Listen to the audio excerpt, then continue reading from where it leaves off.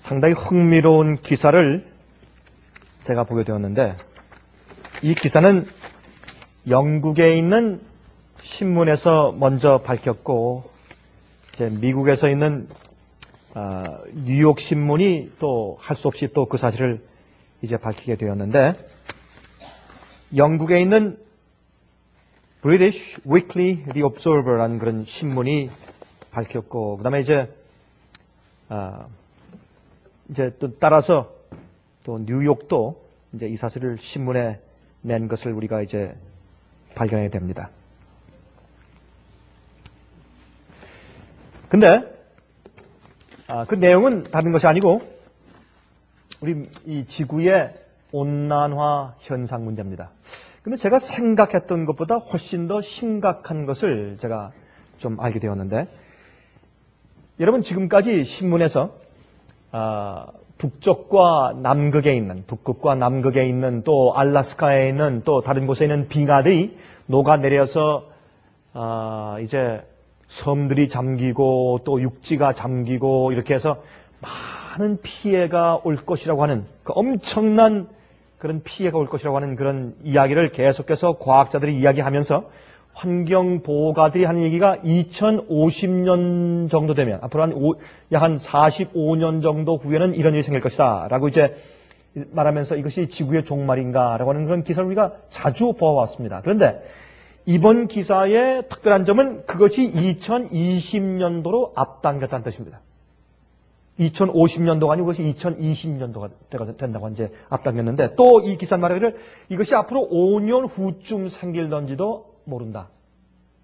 다시 말해서 우리가 기대하고 계산한 것보다 훨씬 더 빠르게 진행되고 있다고 하는 그 사실을 이 신문은 밝혔습니다. 근데 이 내용이, 이 연구 내용이 어디서 나오느냐 하면, 이것은 흥미있는 것은 미국에 있는 국방부 펜타곤에서부터 나왔습니다. 펜타곤에 있는 연구원들이 연구했는데, 이 사람들은 세계 전체의 이제 이 정세를 보면서 앞으로 미국의 정세가 어떻게 바뀔 것인가 하는 것을 계속 이제 역사와 환경과 모든 하여튼 이 펜타곤에서 연구하지 않는 것이 없어요. 물, 음식, 공기, 기후, 다른 나라들의 무기, 또 핵폭탄 개발, 연구하지 않는 것이 없습니다. 왜냐하면 미국의 앞으로의 미래에 대해서 그런 모든 것들이 전부 다 연관이 있기 때문에 이제 그걸 연구하는데, 연구하다가 이제 하는 얘기가, 지금 현재 미국이 다루고 있는 테러 분자들의 공격보다 훨씬 더 심각한 것은 바로 이 온난화 현상이다. 그렇게 지목해서 지금 미국에 주고 있는 직접적인 위협 가운데 가장 최고의 위협은 바로 이 일기의 변화입니다. 라고 하는 이 보고서를 만들어서 화이트하우스에 이제 백악관에 올리는 것인데, 그게 기밀이 이상하게 누설돼 버렸습니다. 누설되어서 그것이 이제 영국 신문에 났고, 나중에 이제 뉴욕에도 할 수 없이 이제 그것이 다뤄진 것을 우리가 보게 되는데, 이 기사는 이 연구를 한 연구원들의 책임자가 앤드루 마사라고 하는 분인데, 앤드루 마사는 82세. 이 사람은 눈치 볼 게 없는 사람이에요. 다 82세인데 누가 뭐라고 그랬어요? 경험도 많고 또 아주 이 중용적인 성격을 가지고 있고 과격파 성격을 가진 사람도 아니고 82세니까, 그렇죠? 이분은 무슨 과격하게 뭘 말하는 사람도 아니고 굉장히 씹다가 너무 중요하기 때문에 이제 백악관에 이것을 보고서를 올리는 이제 그런 입장에 있었는데, 그와 함께한 연구원들의 이제 보고의 결과가 다음과 같습니다. 흥미있는 것은 현재 지구가 핸들할 수 있는, 지구가 다룰 수 있는 인구수의 훨씬 진한 인구수를 지금 이미 이 지구가 가지고 있다. 그것은 틀림없다. 그래서 이것은 우리에게 더 심각성을 주는데, 이렇게 말했습니다. 2020년도가 되면, 앞으로 15년 후에 2020년도가 되면 영국은 마치 영국과 또한 이 유럽의 어떤 부분들은 마치 현재 러시아에 있는 시베리아 지방 정도의 그 강력한 추위의 날씨로 변할 것이다. 그 다음에 그래서 이것을 알게 된 지금 영국 사람들이 지금 난립니다. 이것 때문에. 이게 나가서 지금 영국에서 지금 난립니다. 영국에서는 자 이거 봐라. 왜 미국이 이 환경 오염에 협력하지 않아서 왜 이런 문제를 이렇게 지금까지 이렇게 계속 내버려 두었느냐? 알면서도. 그래서 왜 이 온난화 현상을 문제를 해결하지 않고 미국이 돈 벌기 위해서 공장 가만히 놔두고 무슨 뭐 대기 오염 가만히 놔두고 뭐 이렇게 해서 협력하지 않으므로 이 지경을 만들었냐 해서 지금 굉장한 반발이 있습니다. 이 문제 때문에. 지금 영국은 지금 굉장히 심각한 문제에 봉착했습니다. 이것 때문에 가장 크게 일기 변화의 피해를 받을 곳이 영국입니다. 두 번째, 2007년도가 되면 스톰들이, 폭풍들이 너무 심해서 네덜란드와 어떤 지방들은 말이죠. 아주 큰 피해를 입게 되는데 심지어는 사람이 도저히 거기 살 수 없을 정도의 나라가 될 것이다. 2007년도 앞으로 3년 후에. 이게 심각한 문제입니다. 그렇죠? 또 캘리포니아 주에는 이 물의 이리게이션 시스템, 물 마시고 또 물을 내보내는 물의 이리게이션 시스템에 엄청난 문제가 생길 것이다. 그렇게 말했습니다. 그리고 이것 때문에 유럽의 선진국들과 미국엔 이 과거에 없었던 이민들과 다른 데서 오는 사람들을 못 들어오게 막는 큰 성체처럼 변할 것이다. 왜? 너무나 많은 나라들이 물의 레벨이 올라와서 이 땅이 전부 다 휩쓸려가고 도무지 더 이상 농사를 지을 수 없을 정도의 기근들이 오기 때문에 사람들이 살 수가 없어서 다 팽개치고 미국으로 아니면 선진국과 유럽으로 몰려오기 때문에 더 이상 사람을 받지 않기 위한 굉장한 노력이 있을 것이다. 또 2020년도가 되면 이 세상에 있는 사람들이 도무지 살기 어려울 정도로 엄청난 이 물과 에너지의 문제가 생길 것이다. 그런데 끝에 이제 이 보고의 끝에 하는 얘기가 그런데 이것이 어떤 식으로 진행되고 있는지 우리가 정확하게 모르는데 우리가 2050년도라고 생각했던 것이 2020년도로 줄어든 것처럼 그렇게 급박히 다가온 것처럼 우리가 내일을 모르고 이런 일들이 내일 시작할지도 모르고 5년 후에 시작할지도 도무지 알 수가 없다. 그렇게 말했습니다. 여러분 틀림없이 예수님께서 속히 오시는 것 같습니다. 그렇습니까? 만약에 성경 예언대로 예수님께서 정확하게 속히 오시는 일이 아니다라고 부인할지라도 이 세상의 생태계가 인간이 더 이상 살기에 어렵게 되어버립니다.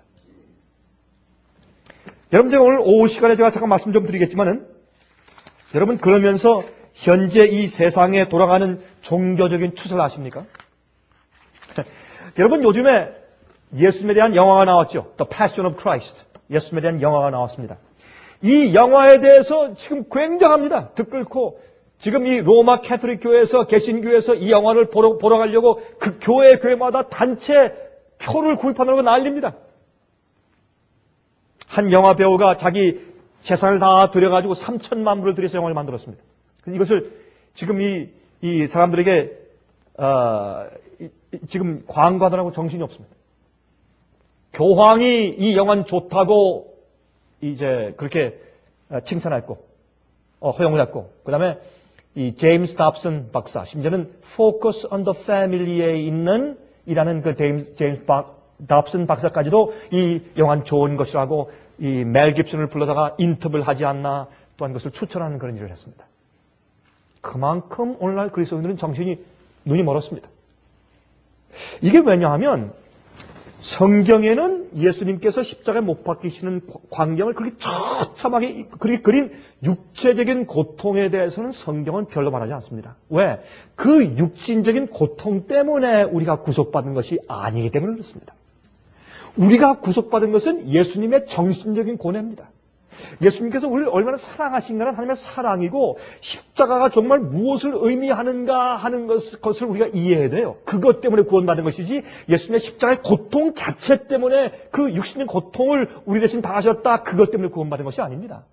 그게 십자가에 대한 오해입니다. 그러나 여러분 온 세상의 사람들이 복음에 대한 잘못된 이해와 그 다음에 예수님의 십자가의 고통이 왜 날 구속하는가 하는 그 이해를 마치 로만 캐톨릭 교회의 이해처럼 바꾸어 놓으려고 하는 그런 아주 이상한 움직임이 옛날부터 있었고 지금은 전 세계적으로 이 영화 때문에 퍼지는 것을 우리가 보게 됩니다. 어떤 개신교인들은 그렇게 말했습니다. 자기들은 도무지 너무 끔찍해서 그 예수님의 육체적인 고통을 그린 매맞는 광경이나 십자가 못 박히는 그 장면들을 너무너무 끔찍하게 그려서 영화를 보다가 뛰쳐나왔다고요. 너무 끔찍해서 더 이상 볼 수가 없어서 막 심장이 뛰고 너무너무 끔찍해서 그 모습을 너무 정난하게 그렸기 때문에. 여러분, 여기는 문제가 있습니다. 여러분, 그게 무슨 뜻인 줄 아십니까? 오늘날 사람들이 선악간의 대쟁투의 문제를 이해하지 못하고 있습니다. 예수님의 십자가의 고통이 무엇을 의미했으며 그 고통이 왜 나를 구원했는지를 이해하지 못하고 있는 겁니다. 그만큼 영적으로 기독교가 깊이 내려갔습니다. 옛날에는 안 그랬습니다. 지금은 너무나 피상적이 되어버렸습니다. 이럴 때에 여러분과 제게 꼭 있어야 할 한 가지 영적인 경험이 있는데 그것이 그리스도인 성장입니다. 지금은 때가 얼마 남지 않았습니다. 여러분과 저는 우리 그리스도인들이 내적으로 어떻게 지금 성장하는 경험을 하고 있어야 되는가를 깊이 생각하고 명상을 해야 될 겁니다.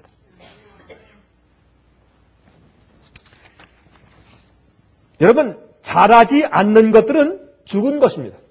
그렇습니까? 생명이 있다고 하는 그 증거는 자라는 것입니다. 열매를 맺는 것입니다. 자라지 않고 열매를 맺지 않는 것은 죽었다는 뜻입니다. 그냥 꽃처럼 보이고 꽃 식물처럼 보이고 나무처럼 보여도 자라거나 잎을 내지 않거나 열매를 내지 않거나 꽃을 내지 않으면 죽은 겁니다. 겉에는 아무리 보기 좋아도. 자라든지 죽든지 둘 중에 하나고 자라지 않은 것은 생명이 없다는 뜻입니다. 여러분, 에베소서 4장을 보면 이런 말씀이 있습니다. 제가 읽겠습니다. 에베소서 4장 14절과 15절에 이는 우리가 이제부터 어린아이가 되지 아니하여 사람의 괴술과 간사한 유혹에 빠져 모든 교훈의 풍조에 밀려 요동치 않게 하려 함이라. 오직 사랑 안에서 참된 것을 하여 범사에 그에게까지 자랄지라. 그는 머리니 곧 그리스도시니라 그랬어요. 그리스도에까지 성장해 자라나가는 경험이 없으면 그건 그리스도인이 아니라고 설명해요. 여러분, 지금 만들어서 지금 사용 중에 있는 예수의 그 영화는 육신적인 고통에 초점을 둡니다.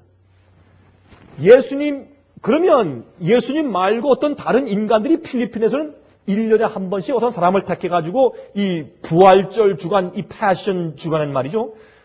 진짜 사람을 못 박아요. 여러분 보셨죠? 진짜 사람 못 박고 면류관 이 가시면류관 진짜 씌우고 피가 낭자하고 진짜 못을 못 박아요.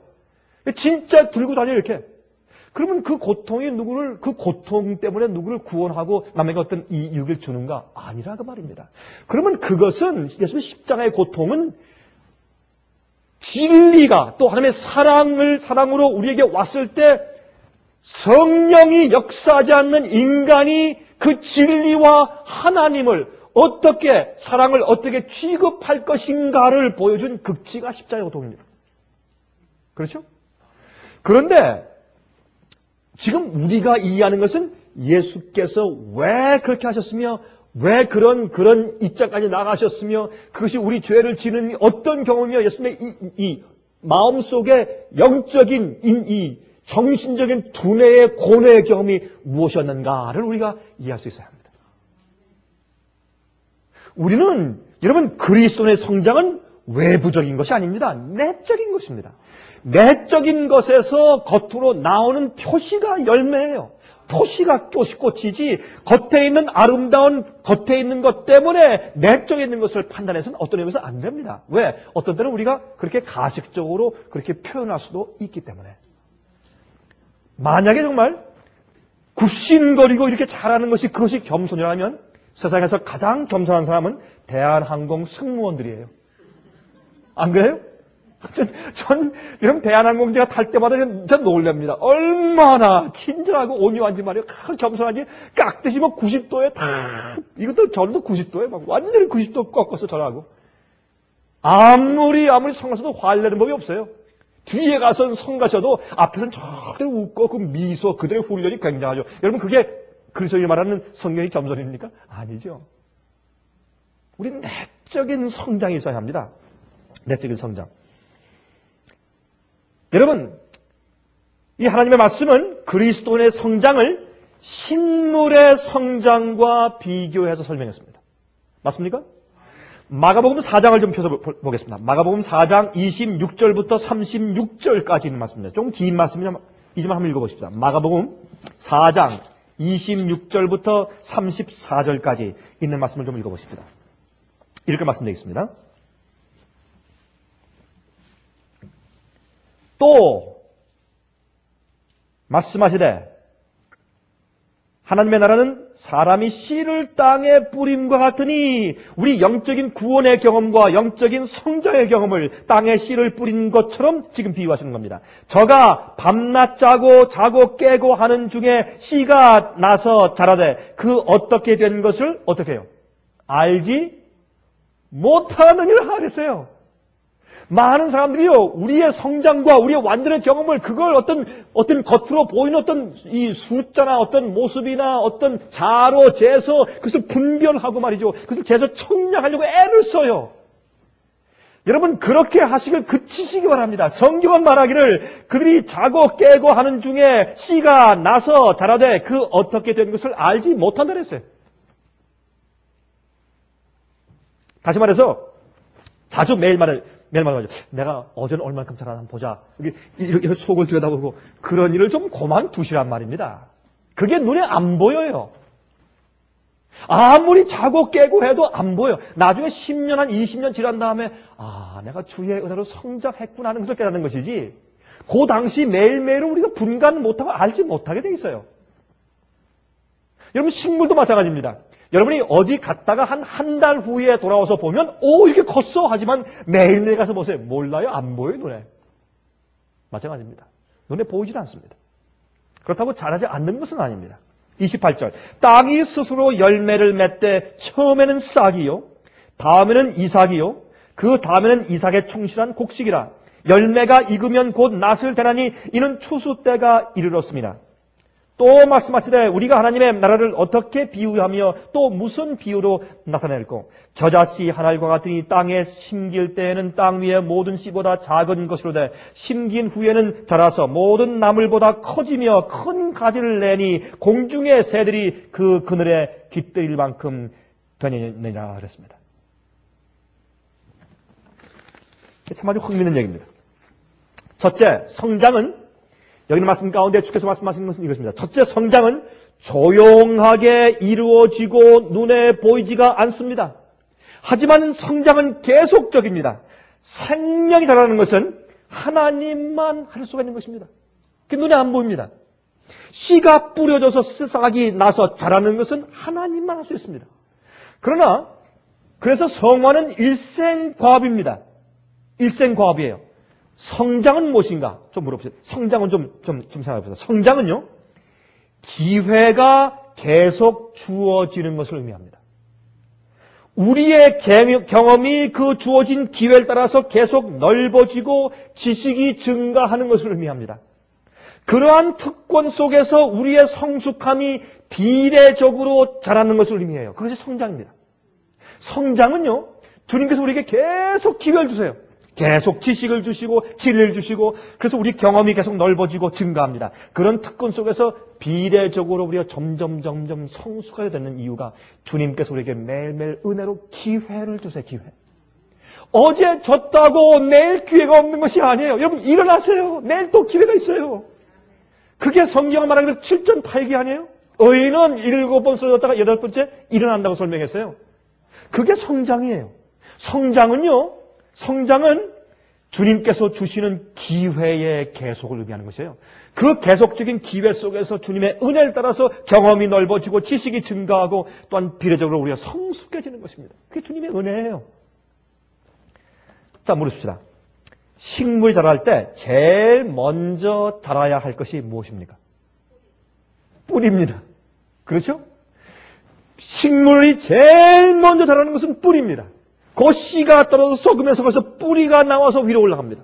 뿌리가 커지고 뿌리가 깊이 박히면 박힐수록 윗부분에 있는 그 식물과 나무의 든든함이 보장이 됩니다. 마찬가지입니다. 우리의, 이런 성경을 말하기를 우리의 천국은, 우리 영적인 성장의 경험은 식물과 비교했어요. 농사와 비교했어요. 이 식물의 성장과 비교했어요. 그것은 뭘 말합니까? 우리가 성장하기 위해서 눈에 보이지 않는 부분이 먼저 성장해야 돼요. 눈에 보이지 않는 것이. 자꾸 우리를 말이죠. 얼마나 사랑스러운가, 얼마나 친절한가, 이것만 먼저 얼마나 겸손한가, 이것만 따지려고, 얼마나 남을 도와주나, 이것만 따지려고 그래요. 여러분, 제가 먼저 말씀드릴게요. 성장은요, 부산물이지, 우리 생활의 목표가 아닙니다. 여러분 아세요? 다시 한번 말씀드릴게요. 성장은 그리스도인 생활의 목표가 아니에요. 성장은 부산물이에요. 우리가 성장하는 것은 우리가 주님께서 우리에게 생명을 주시고 살게 하시는 것을 따라서 그 원칙을 통해서 살고 나니까 성장은 자연히 생기는 부산물이에요. 그게 생활의 목표가 아니에요. 내가 거룩하게 돼야지, 내가 예수님처럼 아름답게 되고, 예수님처럼 그렇게 인내라고 인내하게 되고, 또 친절하게 되고, 또 겸손하게 돼야지. 이게 우리 생활의 목표가 아니에요. 우리 목표는 주께서 주신 생명을 가지고, 주께서 살라고 하신 원칙대로 살다 보니까 자연의 성장에 가는 것이지. 성장 자체가 목적이 아니에요. 여러분, 식물들이 성장하려고 살아요? 아니에요. 주님께서 생명을 주시니까, 어떻게 해요? 햇빛 받고 양분 빨아들이고 물 빨아들이니까 자연히 부산물로 성장하는 것이지, 성장은 주께서 우리에게 주신 우리의 영적인 생명의 원칙 가운데 하나예요. 우리가 성장하려고 애쓰는 것이 아니에요. 사과나무가요? 여러분, 감나무가, 복숭아나무가 열매 맺으려고 막 이렇게 안간힘 쓰는 거 보셨어요? 안 해요. 가만히 있어요. 그리고 주께서 그들에게 생명을 주신 원칙대로 살아가니까 자연히 성장해요. 성장은 우리의 생활의 목적이 아닙니다. 성장은 부산물이에요. 여러분, 제가 이 사실을 제가 이해한 다음에 제 생활 가운데 큰 혁명이 일어났어요. 아, 그렇구나. 많은 그리스도인들이 좀 더 높이 성장해서 더 나은 생활을 살기 위해서 막 발버둥을 쳐요. 그건 자연히 와요. 여러분, 염려하지 마세요. 주께서 주신 은혜를 따라 물 마시고 양분 먹고 자꾸 그대로 있으면 자연히 자라요. 자라는 그 자체 때문에 자꾸 스트레스 받고 자꾸 안간힘을 쓸 필요가 없어요. 그건 자연히 생기는 것이고, 또 여러분이 정말 성장하고 하라는 것은 매일 이렇게 봐서 안 보여요, 그게. 또 누가 알아요? 남이 알지 자기는 몰라요. 하나님이 더 잘하시고 남이 알아요. 제가 보니까 솔직히요, 여러분들과 제가 같이 지낸 지가 시간이 좀 많이 지나지 않습니까? 제가 볼 때 여러분 가운데 많은 분들이 많이 성장하셨어요. 제가 볼 때 많이 성장했습니다. 여러분들은 생각할 때, 난 목사님, 난 맨날 고모양 고꼴이에요. 근데 제가 볼 때는 많이 성장하셨어요. 여러분의 경험이 성숙했고 이해하는 것들이 성숙했어요. 남들을 대하는 모습들이 많이 성숙했어요. 그게 성장이에요. 그러나 우리는 다 이루었다 할 때가 없어요. 내가 다 이루었다 할 때가 없어요. 바울처럼 나도 아직 목표를 향해서 달려가고 있단 말이에요. 언제까지? 심지어 우리 하늘에 올라가서 구원받아 올라간 다음에도 성장은 계속할 것이에요. 그러므로 성장, 다 됐다, 이게 성장이다, 그게 아니에요. 여러분, 성경에서 예수님처럼 온전하게 되라, 그게 명령의 성경은. 우리가 항상 우리가 계속해서 성장해야 돼요. 항상. 그 목표가 있어야 합니다. 그러나 그것이 우리 생애에 그것을 위해 그리스도 생활을 사는 것이 아니라는 거예요. 그것은 하나님께서 하시는 것이고 우리의 그리스도 생활의 부산물이라고 말합니다. 부산물. 아까 말씀드린 것처럼 뿌리가 먼저 자라야 돼요. 눈에 보이지 않는 부분이 먼저 자라야 합니다. 주님과 눈에 보이지 않는 교제의 경험이 있어야 돼요. 주님과 남 모르게 기도하는 경험이 있어야 돼요. 내 가족이 모르게 기도하는 경험, 내 가족이 모르게 말씀을 심취하고 연구하고 명상하는 그 경험이 있어야 돼요. 주님과 함께 주님 안에서 뿌리를 내리는 영적인 경험이 먼저 있어야 성장하는 것이지, 그거 없이 성장하는 것은 눈가림이요. 그건 성장이 아니에요. 어떤 의미에서 성장은요, 내가 다른 사람들을, 하나님을 이해하는 내 이해의 넓이가 더 큰 성장이에요.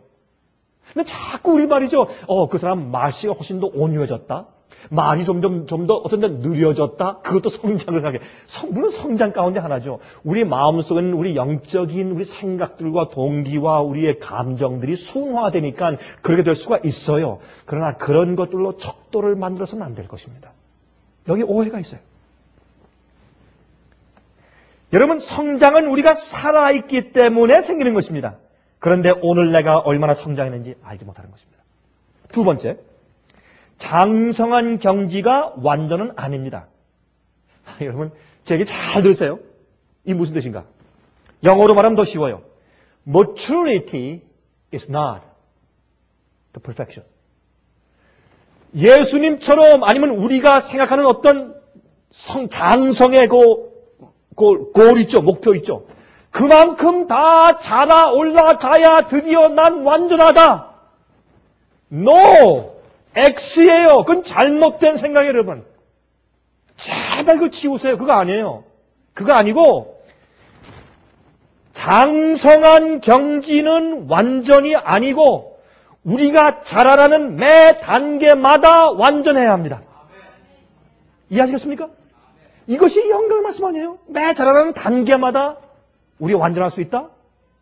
그게 뭐냐? 싹은 싹대로 완전하고 얼마큼 자라나면 줄긴 대로 온전하고 또 다 자란 키가 큰 나무는 나무대로 온전하고 나무가 자라서 장성하게 열매를 다 맺었을 때 그것도 완전한 것입니다. 그 단계대로. 여러분, 싹이 난 조그만 식물한테 에이구 안 되겠어? 열매가 없어. 말이 돼요? 말이 안 된다고요. 그 입장에서는 싹이 난 것만 해도 너무나 대견하고 감사하게 주님 이거 정말 완전하네 이렇게 할 수 있어요.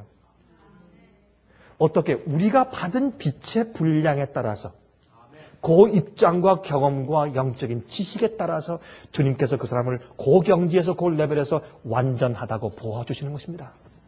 그런데 우리는 자꾸 어떻게 해요? 어떤 목표를 세워서 그 지경까지 장성한 경지에 이르는 것이 완전이다. 난 아직 안 됐어. 너도 안 됐어. 너도 안 됐어. 그럼 누가 됐어? 이런 건 문제가 생겨요. 자꾸 뭐 자로 재고 자꾸 표적을 만들어서 손가락질하고 자꾸 비난하고 말이죠. 낙심하고 뒤로 물러가고 그런 것입니다. 아닙니다. 그리스도인의 완전은 매일의 경험이며 우리의 성장의 경험도 주님의 은혜로 매일 하는 것입니다. 근데 그런 것들이 많은 경우에 우리 눈엔 보이지 않는 것입니다.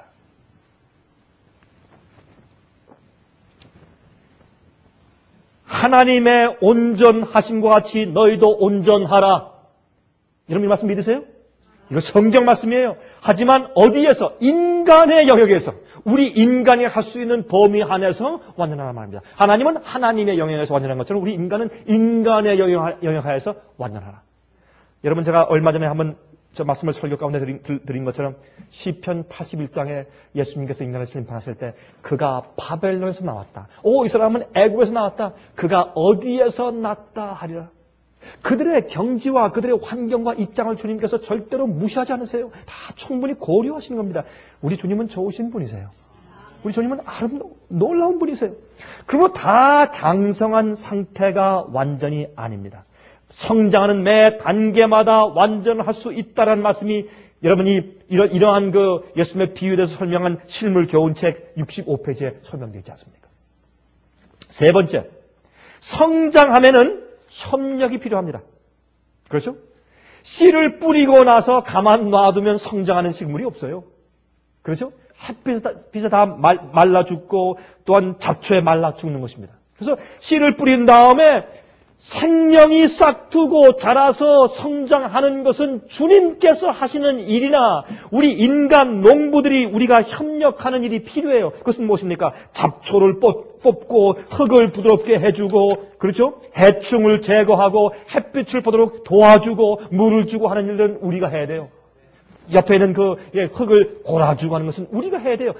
성장엔 반드시 하나님의 역사와 인간의 협력이 필요한 것입니다.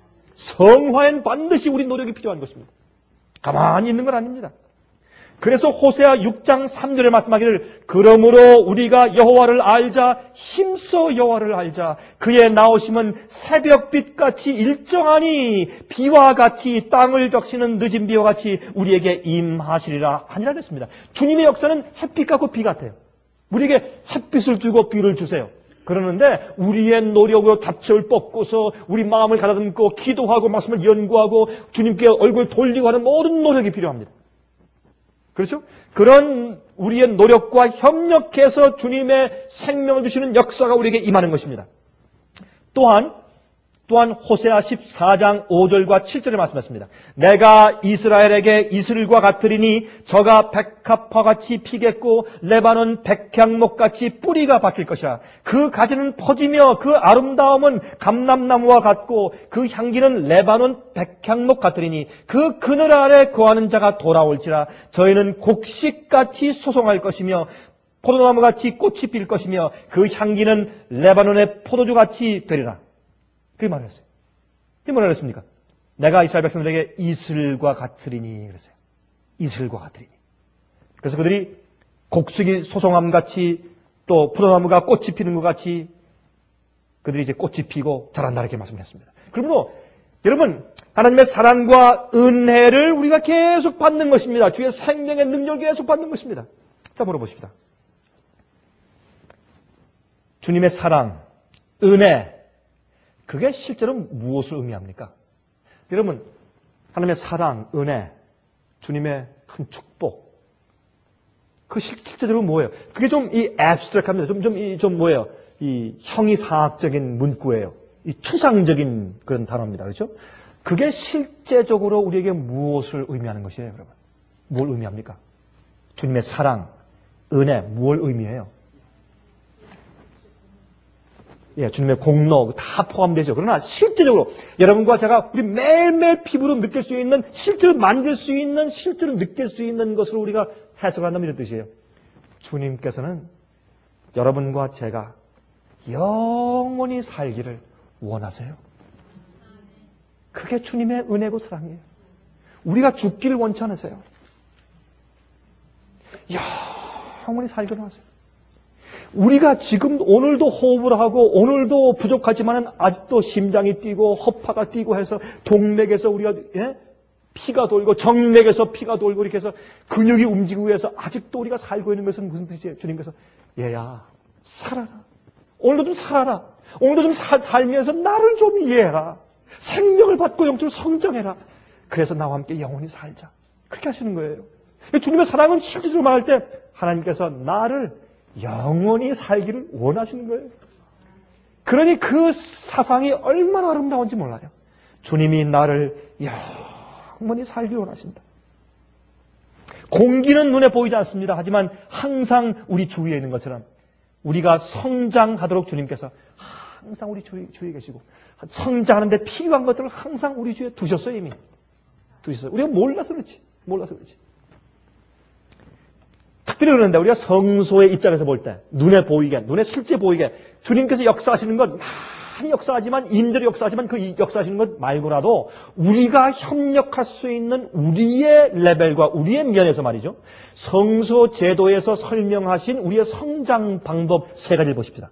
그것은 사람이 예수님의 십자가 앞에서 용서를 받고 구원받은 다음에 이 성소에서 번제단의 경험을 성소 뜰에서 한 다음에 이제 성소로 들어갑니다. 성소로 들어가면 성소 안에 들어가면 무엇이 있습니까? 제일 앞에 눈에 보이는 중간에 무엇이 있습니까? 분향단이 있습니다. 왼쪽에 무엇이 있습니까? 촛대가 있습니다. 오른쪽에요. 떡상이 있습니다. 그럼 이 세 가지는 우리가 구원받고 죄를 버리고 용서받은 죄인이 하나님의 앞에 나가서 믿음으로 주님과 동행하는 성화의 경험을 상징해요. 그러면 성소 안에 들어가서 세 가지가 있습니다. 무엇입니까? 기도, 빛, 떡입니다. 그렇습니까? 그러므로 그것은 무엇을 의미하는가 하면 우리가 기도하지 않고선 성장할 수 없습니다. 기도는 하나님의 팔을 뒤틀어서 내 뜻대로 무엇을 얻어내려고 하는 방법이 아닙니다. 기도는 기도함으로 하나님의 뜻이 나를 향한 주님의 뜻이 무엇인지를 알기 위해서 주님께 나아가는 경험이에요. 하나님을 내게로 내려오시게 끌어내려오는 것이 아니라 내가 주님께로 올라가는 경험이 기도입니다. 기도는 그러므로 마치 친구에게 내 마음을 열어놓는 것처럼 말하는 대화 같은 것입니다.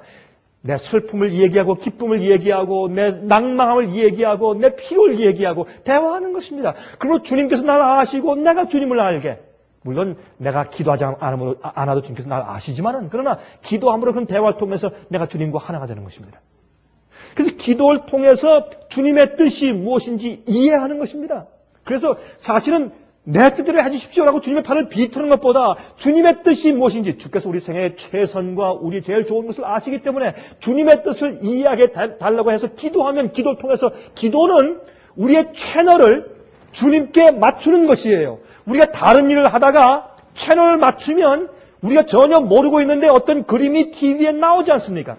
기도하기 위해서 무릎을 꿇고 우리 마음의 채널을 맞추면 하나님이 보이고 주님의 뜻이 내 마음에 이해되고 성령의 음성에 들리는 것입니다. 그게 기도입니다. 그러면 기도를 통해서 주님의 뜻이 내 생에 무엇인지를 깨닫고 아는 것이 기도예요. 그런 기도를 통해서 우리가 성장하는 것입니다. 기도는 나를 하나님께 여는 통로예요. 믿음의 통로입니다. 그 다음에 두 번째, 말씀을 연구해야 합니다. 들어가면 분향단이 있습니다. 오른쪽에 떡상이 있어요. 먹어야 살죠. 먹지 않은 사람은 죽은 사람이에요. 먹어야 삽니다. 생명의 말씀인 주님의 말씀인 성경 말씀을 계속 먹고 명상하고 씹어야 합니다. 계속 말씀을 먹을 때 내가 어떻게 내 마음의 폭이 넓어지고 이해가 넓어지고 진리에 대한 이해가 증가되는 것입니다. 하나님의 뜻을 이해하는 내 마음의 폭이 넓어지고 높아지는 것입니다. 그게 성장이에요. 나중에 거룩한 천사와 함께 살아도 전혀 낯설지 않은 사람으로 변화가 되는 것입니다. 그게 성장입니다. 그게 기도를 통해서 말씀 영을 통해서 또 한 가지 왼쪽에 빛이 있습니다. 기도하고 말씀을 먹은 사람은 반드시 증거하는 일이 있어야 돼요. 증거하는 일. 빛을 발해야 돼요. 너희는 세상의 빛이라. 너희가 빛을 말 아래 두지 않고 등경 위에 두나니. 여러분 남에게 증거하지 않는 이유는 여러분이 기도하지 않고 말씀 먹지 않는다는 얘기예요. 기도하고 말씀 먹는 사람은 가만히 있을 수가 없어요. 나눠야지. 그 나누는 것이 가서 크게 무슨 선교사 일을 못하고 가서 큰 전도 일을 못할지라도 만나는 사람마다 자기가 이해한 진리의 부분을 나눌 수가 있어요. 나눌 수가 있어요. 자기가 이해하는 것 조금이라도 가족들에게, 친구들에게, 교우들에게, 친척들에게, 이웃들에게, 누구에든지 만나는 사람에게 꼭 전도를 안 줘도 내 분위기와 내 감화력과 내 이야기와 모든 것으로 자꾸 나눠주고 증가할 수가 있어요. 빛을 발해야 돼요. 빛을 발하면 재밌어요. 빛을 더 받게 돼요. 또 빛을 더 주면 또 더 얻게 돼요. 이러면 성장하는 것이에요. 그래서 여기 보면 분명히 우리가 성장할 수 있는 우리가 협력해야 될 우리의 세 가지 방법은 기도와 말씀을 먹는 일과 증거하는 일이에요. 이 세 가지 없이 우리가 성장할 수가 없습니다. 우리가 예수님 안에 거하는 일을 해야 하는데 이 거하는 일이 없이는 성장할 수 없습니다. 뿌리가 흙 속에 있지 않으면 공중에 떠 있으면 말라 죽어요. 많은 그리스도인들이 말라 죽은 이유는 그들의 뿌리가 공중에 떠 있어요. 허공에 떠 있어요. 목적이 없어요. 허공에 떠 있어요. 엉터리를 가지고 자꾸 빨아들이니까. 세상을 위해서, 자기를 위해 살아요. 세상을 위해 삽니다. 그러면 영적인 상태가 죽어 있는 것입니다. 가끔씩 예수를 찾아가는 방문의 형식이 아니라 그 안에 거하는 형식으로 거해야 합니다. 가끔 찾아오는 남편은 남편이 아니죠. 그렇죠? 보이프렌드죠. 그렇죠? 성경은 예수님을 우리 보이프렌드라고 그래서 남편이라고 그랬지. 남편이 가끔 한 달에 한 일주일씩만 찾아와서 여보 잘 있어서 하고 지나도 또 훌쩍 가버려요. 없어요. 그건 남편이 아니에요. 그건 결혼관계에 있는 것이 아닙니다. 많은 사람들이 예수님을 가끔 찾아가서 방문하는 형식으로 살기 때문에 성장하지 않는 것입니다. 우린 예수 안에 거해야 합니다. 예수님 안에 늘 거하는 경험을 해야 할 것입니다. 항상 함께 거해야 합니다. 우리는 우리의 부족함과 우리의 불가능함을 매일매일 우리가 주 앞에 고백하고 주님께서 우리 속에 내재하실 것을 우리가 매일 요구해야 합니다. 그래야 성장하는 것입니다. 어린 아이가요. 부모의 손을 잡고 있는 한 넘어지지 않습니다. 그래서 완전히 가능한 것이에요. 자기가 자기 마음대로 뛰고 싶어서 손을 놓고 막 뛰어가니까 넘어지는 것이지 주님의 손을 붙들고 있는 한 넘어지지 않습니다. 붙들고 있잖아요. 그러면 엄마가 한 손, 아빠가 한 손 하고 이제 가면 말이죠. 그 어린 아이가 하면서 뒤뚱거려도 또 깊은데 빠져도 말이죠. 얼른 이렇게 들어오니까 휘청거리긴 해도 넘어지질 않아요. 그게 그리스도인들이 예수님 안에 거하는 경험입니다. 너희가 내 안에 거하고 내 말씀이 너희 속에 거하면 범죄하지 못한다 그랬어요. 요한일서 3장에. 그건 성경 말씀 그대로예요. 그 말이 옳습니다. 우리가 성경 말씀을 자꾸 우리 인간적인 마음으로 해석해서는 안 될 것입니다. 그 있는 말씀대로 받아들여야 돼요. 그러면 어떻게 거하는가? 믿음으로 거합니다. 우리가 예수님을 제일 처음에 우리 구세주로 영접해 드릴 때 믿음으로, 눈에 보이지 않지만 내 죄가 용서받았다라는 글씨가 하늘에 기록되어 있지 않지만 우리가 믿음으로 믿는 것입니다. 마찬가지로 우리가 주님 안에 거하는 것도 맨 믿음으로, 주의 약속을 믿음으로 거하는 것입니다. 여러분, 어떤 사람은 이제 뭐 세어보기를 성경 안에 있는 하나님의 약속이 3,572개가 있대요. 어떤 사람은 그보다 더 많아요. 모르지만은 거의 약 한 3,500개 이상의 하나님의 약속의 성경 가운데 있습니다. 그 약속 속에 거하는 겁니다. 주의 말씀을 믿고 그 안에 거하는 겁니다. 믿음 안에 거하는 것이 주님 안에 거하는 것입니다. 흥분적인 우린 이모셔널한 느낌이 아니고 조용한 신뢰예요. 주의 말씀과 약속을 믿는 신뢰입니다. 하나님 안에서 쉬는 것입니다. 그것은 아무것도 안 하고 쉬는 것이 아니에요. 주님과 함께 멍에를 매는 것입니다. 여러분, 멍에가 뭐예요? 밭을 갈 때 약한 소를 힘센 소와 함께 멍에를 걸어줘요. 그래야지 약한 소 같이 일할 수 있습니다. 약한 소 혼자 일할 수 없어요. 힘센 소와 멍에를 같이 매주면 같이 일하는 것입니다. 그게 멍에예요. 멍에는 힘든 속박이 아닙니다. 우리 한국말 단어 멍에가 좀 속박처럼 들리지만 아닙니다. 멍에는 예수님, 힘 있는 예수님 곁에 우리 갖다 따라 붙는다는 뜻이에요. 그게 명예입니다. 너희가 나와 함께 멍에를 매면 내 짐은 쉽고 가볍다 그랬어요. 읽어볼까요? 읽어보십시다. 마태복음 11장 28절부터 30절까지 있는 말씀이죠. 마태복음 11장 28절부터 30절까지. 수고하고 무거운 짐진 자들아 다 내게로 오라. 내가 너희를 쉬게 하리라. 나는 마음이 온유하고 겸손하니 나의 멍에를 메고 내게 배우라. 그러면 너희 마음이 쉼을 얻으리니 이는 내 멍에는 쉽고 내 짐은 가벼움이라 하시니라.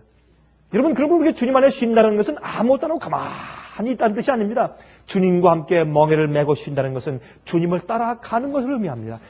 의미하고 주님과 함께 일하는 것을 의미합니다.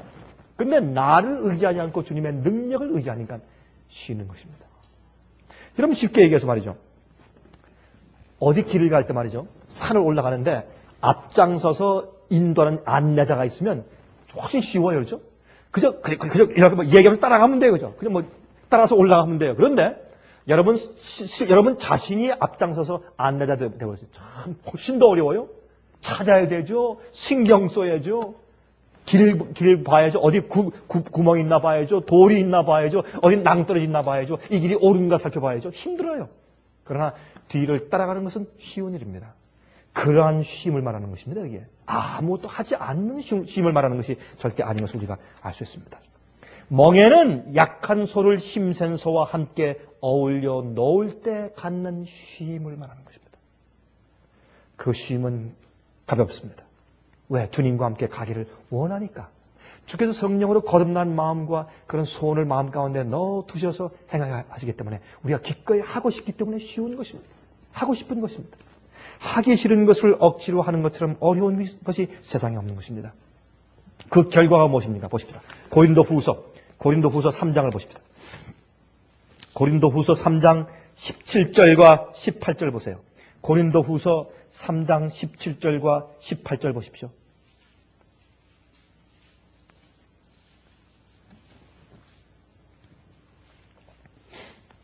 우리가 다 수곤을 벗은 얼굴로 거울을 보는 것 같이 주의 얼굴을 보매. 17절 먼저 보십시다. 주는 영이시니 주의 영이 계신 곳에는 무엇이 있다고 했습니까? 자유함이 있느니라. 자유함이. 이게 무슨 말입니까? 주님의 영이 내 마음 가운데 거하시면 내 마음대로 살고 싶은 죄의 욕망이 없어져 버려요. 자유함이 있어요. 진리는 우리를 자유케 해요. 주님의 영이 우리를 주장하시고 우리가 주의 영을 따라 살면 우리 마음 가운데 자유가 있어요. 해방이 있어요. 죄와 이 악한 법에서 우리를 해방시키는 겁니다. 해방시키는 겁니다. 그리고 주님의 뜻대로 살 수 있는 그런 욕망을 우리 마음 가운데 넣어주시는 것입니다. 주의 영이 계신 곳에 자유함이 있습니다. 18절. 우리가 다 수고를 벗은 얼굴로 거울을 보는 것 같이 주의 영광을 보매 저와 같은 형상으로 화하여 영광으로 영광에 이르니 곧 주의 영으로 말미암음이니라. 우리의 성장의 과정은 어떻게 해요? 한 번에 끝나는 거 아니에요. 계속적으로 이 영광에서 저 영광으로, 그 다음 영광으로, 그 다음 영광으로, 그 다음 영광으로 점점 성장하는데 이 영광은 예수의 성품을 합니다. 성품을. 우리가 진리를 이해하는 그 수준 안에서, 우리가 이해한 우리 마음의 그 형편과 커패시티 안에서 성장하고, 그 다음에 점점 더 마음이 넓어지고, 점점 더 진리에 대한 이해가 깊어지고, 점점 영광에서 또 영광으로 나아가는 것입니다. 무엇으로? 주의 영의 역사, 성령의 역사를 통해서 하는 것입니다. 여러분, 우리에게 평안이 필요해요. 쉼이 필요합니다. 왜요? 우리 속에 전쟁이 있으니까. 그 전쟁이 있기 때문에, 투쟁이 있기 때문에, 죄로 인한 투쟁이 있기 때문에 평화가 필요하고 안정이 필요한 것입니다. 주의 성령을 통해서. 여러분 아세요? 덤으로 제가 이 말씀을 좀 드려야 되겠어요. 이 성장과 관계가 있으니까. 여러분 제발 우리 그리스도인 생활을 살면서 제발 이거 좀 이해하십시다. 우리가 가지고 있는 커패시티가 다 다릅니다. 여러분 커패시티가 뭡니까? 용량. 어떤 사람은요 그릇이 요만해요. 미안하지만은. 어떤 사람은 이만하고 어떤 사람은 큰 다라이를 가지고 살아요. 달라요. 참 미안하지만 어떤 사람들은 소견머리가 없어요. 좀 죄송하지만 어떤 사람들은 같은 그리스도인이고 진리를 이해하고 잘 사는데도 어떤 일을 처리하거나 남에게 대해서 남을 어떻게 취급하거나 남에 대한 이해하는 것을 가면 보면 소견머리가 없어요. 참 머리 생각하는 것이 좁아요. 답답해요. 근데 숨통이 좀 막힐 것 같아요. 그래도 그 사람은 그 사람 입장에서 성장하고 있습니다. 그 사람도 그 사람의 용량에 따라서 잘하고 있고 주님께서 인정하고 계세요. 그 사람이 진정한 거듭남 경험과 회개 경험을 하고 있는 한 주님께서 인정하세요. 우리 그걸 인정해 줘야 돼. 그러면 저 사람은 그리스도인도 아니야. 그러지 마세요. 아, 그 사람이 가진 것은 그거밖에 안 돼서 그래. 그러면 돼요. 그거 가지고 정죄하지 마세요. 근데 또 그런 사람들은요, 또 어떤 의미에서 용량이 적은 사람들은요, 용량이 큰 사람 보고요, 저 사람은 자유주의자예요, 그래요. 저 사람은 법칙도 없고 좀 허술한 사람이고 좀 이상한 사람이라고 봐요. 정확하지 못한 사람이라고 볼 수 있어요. 여러분, 우리의 용량이 다 마음의 용량이 다른 겁니다. 주님께서 그 사람도 이해하시고 그 사람도 그 사람의 용량에 따라서 성장하고 있어요. 그걸 이해해 주세요. 어떤 사람들은요, 자기가 지내온 가족의 환경과 교육의 환경 때문에 어떤 사람들은 잘 웃어주질 못하는 사람이 있어요. 마음 가운데 다 이해하고 다 느껴지는데 겉으로 잘 표현을 못해, 어떤 사람은. 그런 사람 우리가 뭐라고 합니까? 무뚝뚝하다 그러죠? 그렇죠? 무뚝뚝하다. 무뚝뚝할 땐, 그 사람이, 여러분 영어로 이런 말했어요. give him the benefit of doubt. 그런 말이 있어요, 영어에. 그 참 좋은 말이에요. give him a benefit of doubt. 그 말은 뭐냐면, 그 사람이 이래서 그럴 거야.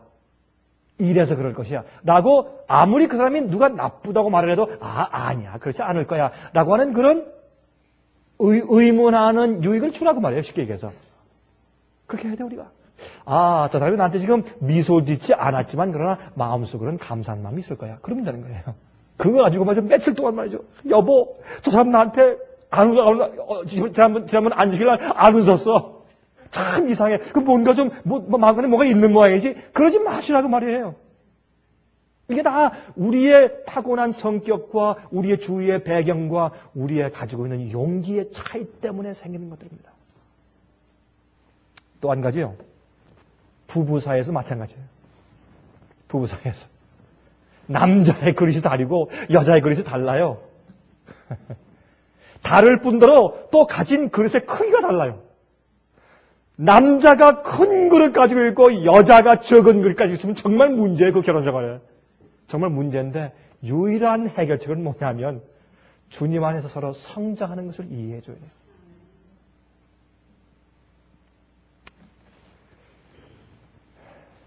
여러분이시여, 그러므로 우리는 우리의 행함에 성취하는 일에 집중하지 말고 예수를 바라봅시다. 예수를 바라봐야 돼. 그게 우리 목표예요. 우리 보실까요? 로마서 12장. 히브리서 12장. 히브리서 12장. 히브리서 12장을 보면 참 참 마음 가운데 위로가 되어 보세요. 히브리서 12장 1절과 2절 보세요. 이렇게 말씀되어 있어요. 히브리서 12장 1절과 2절. 그러므로 우리에게 구름같이 둘러싼 허다한 증인들이 있으니 모든 무거운 것과 얽매이기 쉬운 죄를 벗어버리고 인내로서 우리 앞에 당한 경주를 경주하며, 이것은 우리 주위에 야곱이 있고 요한이 있고 베드로가 있고 사도 바울이 있고 에녹이 있고 노아가 있고 모세가 있고 엘리야가 있고 침례 요한이 있고 말이죠. 이런 허다한 증인들이 우리를 지금 기다리고 있어요. 우리 주위에 있습니다. 가자. Let's go. 빨리 이 경주를 끝내자고 지금 우리를 격려하고 있습니다. 2절. 그러므로 우리가 해야 될 일이 무엇입니까? 믿음의 주여 또 온전케 하시는, 우리를 완전케 하고 성장하게 하시는 누구를? 예수를 바라보자. 이게 우리의 소망이에요. 우리의 뿌리가, 눈에 보이지 않는 우리의 뿌리의 경험이, 이건 부인도 모르고 남편도 모를 수 있어요? 내가 마음 가운데 겪는 주님과 아는 내 뿌리를 내리는 그 눈에 보이지 않는 그 경험, 어두운 땅 밑에 사는 그 경험 말이죠. 그 경험이 성장하고 예수를 깊이 바라보는 생활을 살 때 자연히 성장하게 돼 있어요. 자라요. 내 진리에 대한 이해가 증가하고 내 경험이 넓어지고 점점 내 성품이 자라는 것입니다. 이것이 우리의 소망입니다. 우리의 행함에, 행동에, 성취하는 일에 집중하지 말고 예수를 바라봅시다. 로마서 12장 2절을 말씀합니다. 너희는 이 세대를 본받지 말고, 여러분 헬라말에서 세대를 본받지 말고 하는 것을 영어에 번역을 잘했어요. 너희는 이 세대를 conform 하지 말고, conform 무슨 뜻이냐? 공장에서 뭐를 본을 찍어내는 것, 공장에서 물건을 찍어내는 것을 conform이에요. 일률적으로. 그게 아니에요, 여러분. 여러분 그리스도인 성화는 그게 아니에요. 일률적으로 본을 찍어내는 것이 아니에요. 우린 다 개성이 다 다르니까, 입장이 다 다르니까, 이해하는 게 다르니까, 어떤 의미에서. 진리가 같고 사람과 성품의 질이 같아요. 그래서 사람들은 달라요, 종류가. 그러므로 이 세대를 본받지 말고, 컨폼하지 말고, 공장에서 찍어내는 것처럼 세상을 본받아서 그렇게 하지 말고, 오직 마음을 새롭게 함으로 변화를 받아. 요 말은 영어로 transform. 그건 마음속의 변화를 말합니다. conform은 겉의 모양을 찍어내는 것을 말하고, transform은 마음의 생각과 품성이 변화되는 것을 의미합니다. conform이 아니고 transform이에요. 겉으로 멋있는 것 같은 그리스도인으로 만드는 것이 아니라 속사람이 주 안에서 매일 성장하고 자라는 것입니다. 속사람이. 너희는 이 세대를 본받지 말고 오직 마음을 새롭게 함으로 변화를 받아 하나님의 선하시고 기뻐하시고 온전하신 뜻이 무엇인지 분별하도록 하라. 이것이 성장이고 성화입니다. 여러분, 때가 얼마 남지 않은 것 같습니다. 아무리 봐도 성경 예언조로 보지 않고 세상의 생태계를 봐도 얼마 남지 않은 것 같습니다. 속히 우리가 올바른 성장의 경험을 하게 되기를 간절히 바랍니다. 하늘에 계신 우리 아버지, 우리를 향해서 오래 참으시는 주님의 사랑과 자비하심을 인해서 감사합니다. 주님이시여, 우리가 아버지께 영광을 돌리기 원하고 주님의 명예를 위해 살기를 우리가 소원합니다. 우리가 주님의 나라를 넓히기 원하고 복음을 세상에 빨리 마쳐서 우리가 영원한 세계에 들어가기를 원합니다. 주여, 저희를 도와주시고 주님의 형상이 우리 속에 드러날 때 우리가 성장하기를, 이 땅에서 온전히 이루었을 때 주님께서 당신의 말씀과 법과 품성을 옹호하시기 위해서 이 땅에 오실 것을 믿습니다. 의인들을 데리러 오기 위해서 이 땅에 재림하실 것을 믿습니다. 주님이시여, 저희가 간절히 사모하고 기도하노니 저희 속에 살아계신 주의 생명을 매일 베푸셔서 주여 매일매일 뿌리가 밑으로 성장함으로 외부적인 우리의 품성이 크게 자라게 도와주시옵소서. 매일매일 보지 않지만 생명이 싹트게 하시고 우리 속에서 성장하는 경험이 주님의 은혜와 성령의 능력을 통해서 매일 생기게 해주시옵소서. 아버지시여, 우리가 주님과 협력하기 원합니다. 매일 기도의 영을 넣어주시고 주의 생명이 떡인 말씀을 먹고자 하는 소원을 우리 마음 가운데 부어주시옵소서. 우리 교우들을 불쌍히 여기사 그러한 영생의 소원을 넣어주시옵소서. 그래서 주의 말씀을 먹지 않고는 굶주려 살 수 없는 그런 심정을 주여 넣어주시길 기도합니다. 그리고 우리 입술에 증거의 말씀을 두사 빛을 발하게 해주시옵소서. 주여, 이제 주님 속히 오셔서 우리를 데려가실 때 우리가 하늘에 있는 거룩한 자들과 전혀 낯설지 않는 영적인 성품의 성장의 경험이 있게 해주시옵소서. 살아계신 예수 그리스도의 귀하신 이름을 의지하여서 간절하게 기도합니다.